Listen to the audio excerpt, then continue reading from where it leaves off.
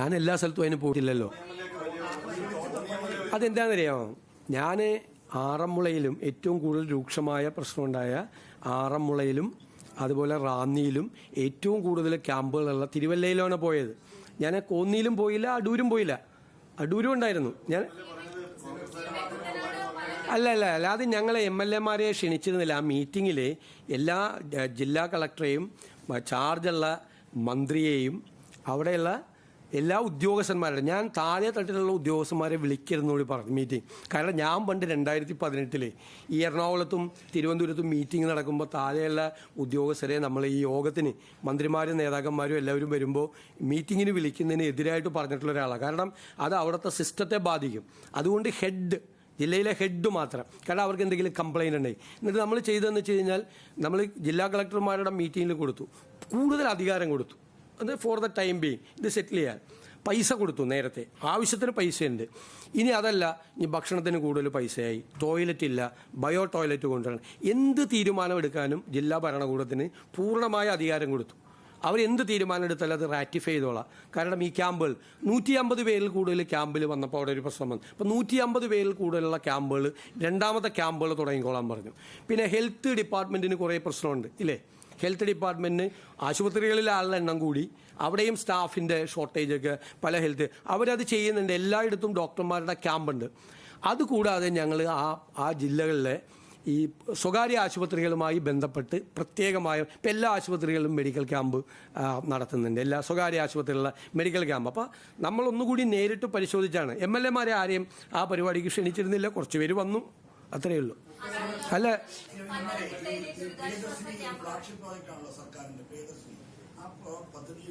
ഇതൊന്ന് തീർത്തോട്ടെ, ഇത് ഫ്ലഡ് ഒന്ന് തീർത്തോട്ടെ.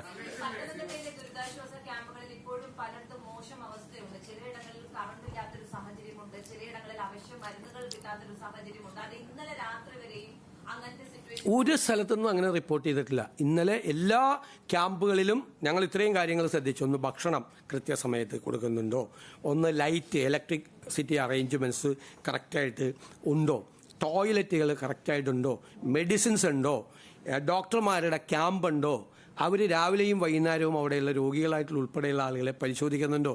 ഈ കൃത്യമായിട്ട് ഒരു പരാതി പത്രം, ഞാൻ അവിടെ നിന്നാണ് വരുന്നത്, ഇന്നലെ ഒരു പരാതിയില്ല. ഏതെങ്കിലും ഒരു സ്ഥലത്ത് പരാതി ഉണ്ടെങ്കിൽ വിളിച്ചു പറഞ്ഞാൽ അത് അഡ്രസ്സ് ചെയ്യാനുള്ള സിസ്റ്റം അവിടെ ഉണ്ട്. പക്കയായിട്ടാണ് അവർ വർക്ക് ചെയ്യുന്നത്. അവരെ നിരാശപ്പെടുത്തല്ലേ.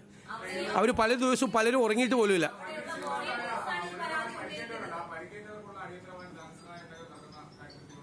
ഇമ്മീഡിയറ്റ് ആയിട്ട് കൊടുക്കും, എല്ലാം ഡിസ്പോസ് ചെയ്യും.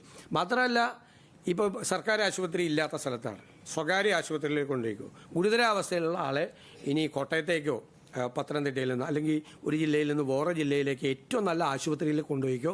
ആ സ്വകാര്യ ആശുപത്രിയിലെ ബില്ലാണെങ്കിൽ പോലും അത് തീർത്തോളാം എന്ന് പറഞ്ഞിട്ടുണ്ട്. അതിനൊക്കെ ക്ലിയർ ആയിട്ടുള്ള ഡയറക്ഷൻ കൊടുത്തിട്ടുണ്ട്. നേരിട്ട് തന്നെ മീറ്റിങ്ങിലും കൊടുത്തു, ഞാൻ നേരിട്ട് പോയും കൊടുത്തു.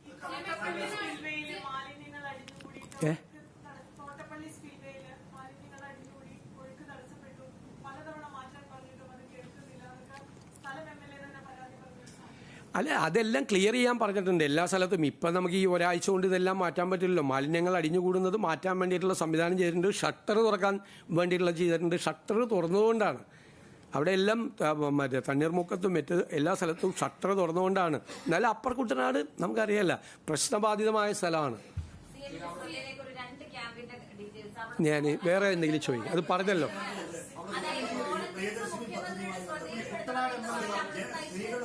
സൗജന്യ പദ്ധതി സർക്കാരിന്റെ ഏറ്റവും പ്രീമിയം പ്രോജക്റ്റുകളൊന്നാണ്. അവിടെ സ്ത്രീകൾ തള്ളിക്കയറുന്നു എന്ന് പറയുന്ന ഒരു ആക്ഷേപം. ഞാനത് മന്ത്രി അതിനെക്കുറിച്ച് വിശദീകരണം നൽകി. അദ്ദേഹം തെറ്റുപറ്റിയതിൽ ഖേദവും പ്രകടിപ്പിച്ചു. ഇനി അത് വിവാദമാക്കേണ്ട ആവശ്യമില്ല.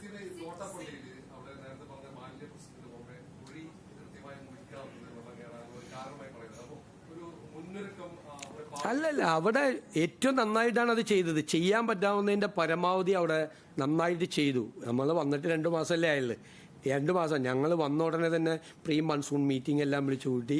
ജില്ലാ കളക്ടർമാരോട് നോക്കാം, ഹൈവേ കുറിച്ച് പേടിയുണ്ടായിരുന്നു. എല്ലാ ജില്ലാ കളക്ടർമാരോട് ഹൈവേയുടെ കുഴപ്പമുള്ള സ്ഥലങ്ങളിൽ പോയി നോക്കാൻ പറഞ്ഞു. ഇതുപോലത്തെ പ്രദേശങ്ങൾ ആലപ്പുഴ ജില്ലാ കളക്ടർക്ക് പ്രത്യേകമായിട്ടുള്ള ഇത് കൊടുത്ത് എല്ലാം ചെയ്തിട്ടുണ്ട്. ഇനി അത് എന്തെങ്കിലും കറക്റ്റ് ചെയ്യണമെങ്കിൽ അത് കറക്റ്റ് ചെയ്യും.